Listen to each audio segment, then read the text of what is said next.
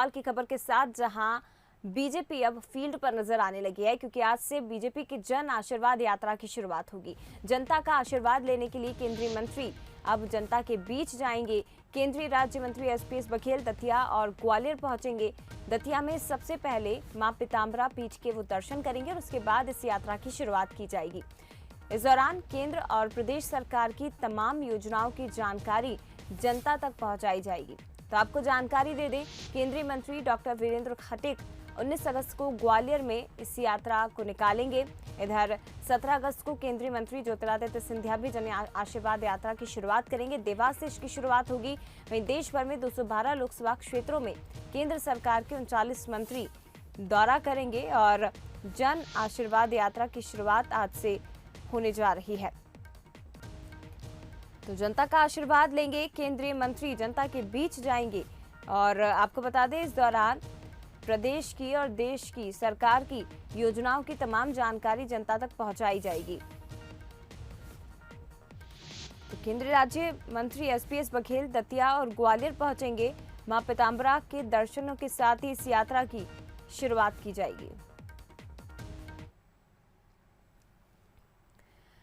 आगे बढ़ते हैं, आपको बता दें, महाकाल दर्शन के साथ ही बीजेपी का मिशन उपचुनाव भी शुरू होने जा रहा है। 3 दिनों के दौरे पर प्रदेश अध्यक्ष वीडी शर्मा रहेंगे।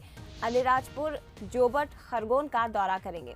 बीजेपी पदाधिकारियों और कार्यकर्ताओं में इस दौरान जोश भरेंगे। तो मध्य प्रदेश में होने वाले 3 विधानसभा सीटों और 1 लोकसभा सीट पर उपचुनाव होने हैं और उसको लेकर बीजेपी मिशन मोड में आ गई है। उपचुनाव 3 दिनों के दौरे पर रहेंगे प्रदेश अध्यक्ष वीडी शर्मा। अलीराजपुर, जोबट, खरगोन का दौरा करेंगे। इस दौरान कार्यकर्ताओं और पदाधिकारियों में जोश भरेंगे।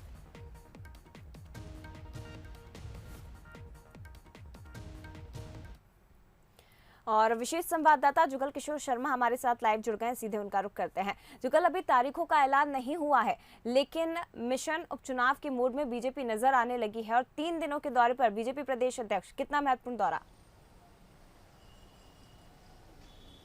निश्चित रूप से देखिए, बीजेपी हमेशा एक बात कहती है कि वो हमेशा चुनाव के लिए तैयार है। वो 24 घंटे लाइव ऑर्गेनाइजेशन है, यानी कि वो लगातार काम करने वाला और लगातार संपर्क वाला संगठन है, ऐसा बीजेपी दावा करती है। और यही कारण है कि अब बीजेपी के स्टेट प्रेसिडेंट विष्णुदत्त शर्मा 3 दिन के दौरे पे निकलेंगे। उनकी शुरुआत उज्जैन बाबा महाकाल के दर्शन से होगी, उस दौरे की शुरुआत। और उसके बाद वो अलीराजपुर जाएंगे। अलीराजपुर में जोबट विधानसभा में उपचुनाव होना है, तो जोबट विधानसभा के जो कार्यकर्ता हैं उनसे मुलाकात करेंगे। अलीराजपुर के जो सांसद, जो संसदीय क्षेत्र है, उनके सांसद, विधायक और जो प्रदेश पदाधिकारी जो और चुनाव प्रभारी, इन सभी से वहाँ एक बैठक करेंगे। और बैठक में स्वाभाविक रूप से चुनाव पर चर्चा होगी, क्योंकि जोबट में इलेक्शन होना है, तो प्रत्याशी कौन हो सकता है, क्या स्थानीय मुद्दे हो सकते हैं, इन तमाम मुद्दों पे चर्चा करेंगे। जोबट के बाद वो उनका अगला दिन का दौरा खरगोन भी, खंडवा, ये तमाम दौरे उनके रहेंगे। तो स्वाभाविक रूप से कहा जा सकता है कि बीजेपी मिशन उपचुनाव में जुट गई है।